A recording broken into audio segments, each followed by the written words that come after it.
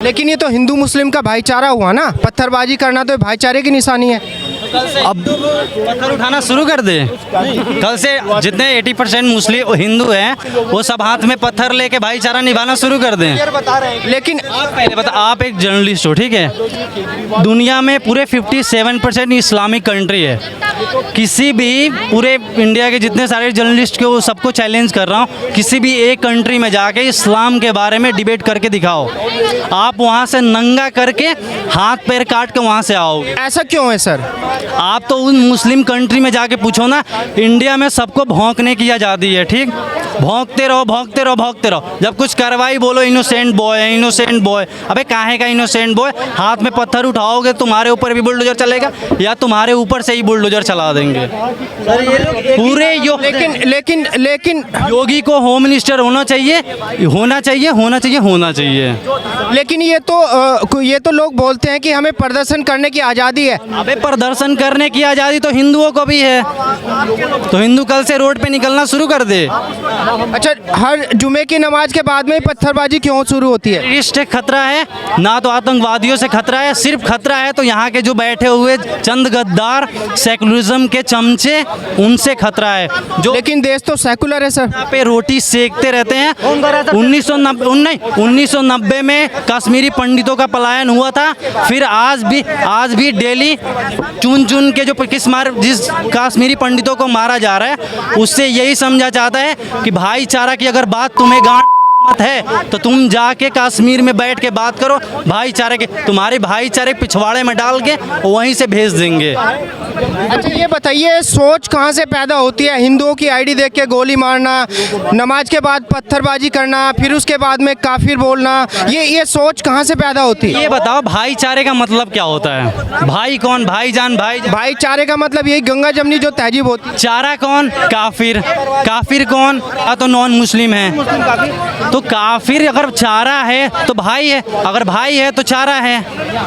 तो भाईचारे की बात। तो आप भाईचारे में विश्वास नहीं रखते? भाईचारे में विश्वास नहीं करो, ना ही सेकुलरिज्म में भी विश्वास करता हूँ।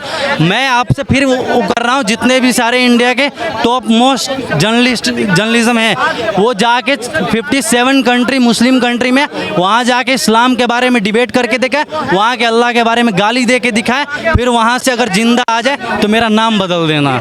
अच्छा, ये बताइए जिस तरीके से अभी मंदिर में शिवलिंग मिलने के बाद हमारे देवी देवताओं के ऊपर अभद्र टिप्पणी की गई करके फोटोज वायरल किए गए, तो खूबसूरती है भाईचारे की मेरे भाई, यही खूबसूरती है भाईचारे की। हिंदुओं के बारे में गाली दो, हिंदुओं को काटो, हिंदुओं को मारो, हिंदुओं को सब करो, और फिर चलो बोलो भाईचारे का। अरे भाईचारे की बात वहाँ होती है जब मैं अगर मुस्लिम का रिस्पेक्ट करता हूँ तो वो भी हमारे रिलीजन को रिस्पेक्ट करे, ना कि हम उनके रिस्पेक्ट करें वो हमें पीठ में छुरा मारें। लेकिन अभी यहाँ इस डिबेट में ओवैसी जी करें, जो मदनी जी करें। अभी मदनी जी बोल रहे थे जिनको इंडिया में असुरक्षा फील हो रहे वो दूसरी कंट्री में चले जाए। हम क्यों जाए? तुम्हारे बाप दादा गए थे 1947 में, तुम जाओ। हम क्यों जाए? हमारे तो बाप भी यही, दादा भी यही, परदादा भी यही, यहाँ सब थे। तुम्हारे दादा परदादा गए थे पाकिस्तान, तुम भी जाओ पाकिस्तान। हम क्यों जाए दूसरे कंट्री में? अबे 57 कंट्री है, किसी कंट्री में जाओ। लेकिन फिर बात वहीं पे आ जाती है ना घूम फिर के। उन्होंने बोला कि हमारे बुजुर्गों ने इस देश के लिए बलिदान दिया है। मदनी जी के खिलाफ कोई मौलाना है मदनी, आप जानते होंगे, उनके खिलाफ कौन सी कार्रवाई हुई है?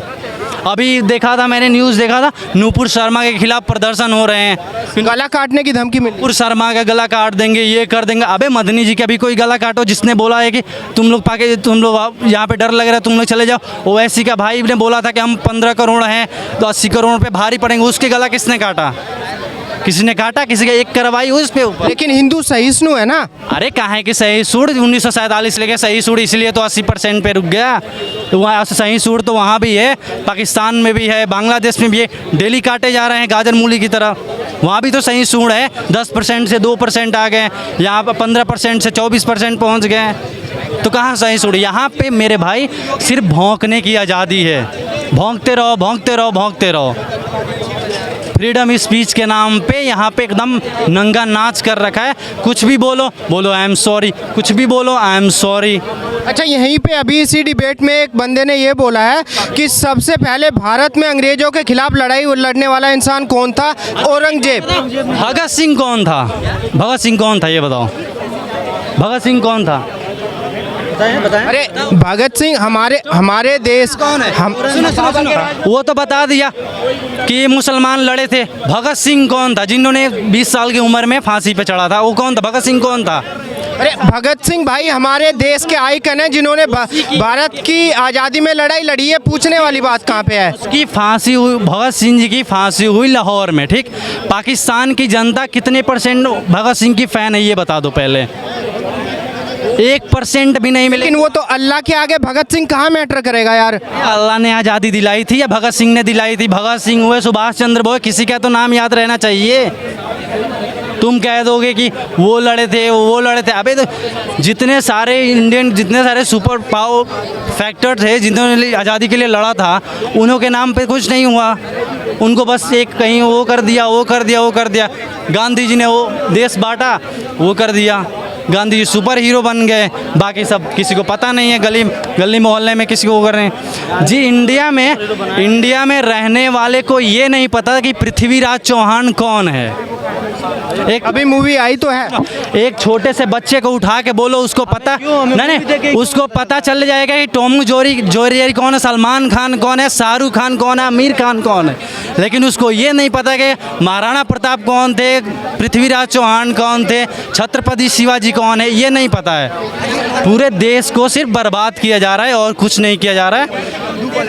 जिस युवा को ये नहीं पता कि भगत सिंह कौन है, राजगुरु कौन है, सुखदेव कौन है, वो देश कहाँ जाएगा, इसकी भगवान ही मालिक हैं। अच्छा, ये बताइए, जिस तरीके से अभी जुमे की नमाज के बाद में पत्थरबाजी की गई, क्या मानते हैं? ये इनकी सोची समझी राजनीति है। अभी एक सरफराज करके सपा का नेता था, उसने बोला था कि शिवलिंग है तो मैं उखाड़ के फेंक दूंगा। उसकी गिरफ्तारी हुई क्योंकि वो मानता है ज्ञान वापी में शिवलिंग है, वो मानता है ज्ञान वापी में शिवलिंग है, इसलिए कह जाता शिवलिंग में उखाड़ के।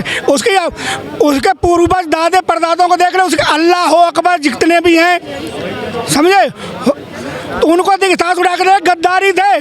पृथ्वीराज चौहान मूवी देख लो, हिंदू भाइयों, पृथ्वीराज चौहान मूवी देख लो, सिर्फ 25% ही मूवी देख रहे हैं। पृथ्वीराज चौहान मूवी देख लो, कश्मीरी फाइल देख लो, कश्मीरी फाइल भी देख लो। मैं तुम्हें कहता हूँ पृथ्वीराज चौहान कश्मीर फाइल देख लो, इनकी गद्दारी दिख जाएगी कश्मीर में क्या होता है। लेकिन वो तो कश्मीर फाइल तो वो देश में जहर घोलने के लिए मूवी है ना, ऐसा लोग बोल रहे हैं। अच्छा, अब जो हिंदुओं पर टिप्पणी करे, हिंदुओं की बेटियों को छेड़े, वो कोई जहर घोलने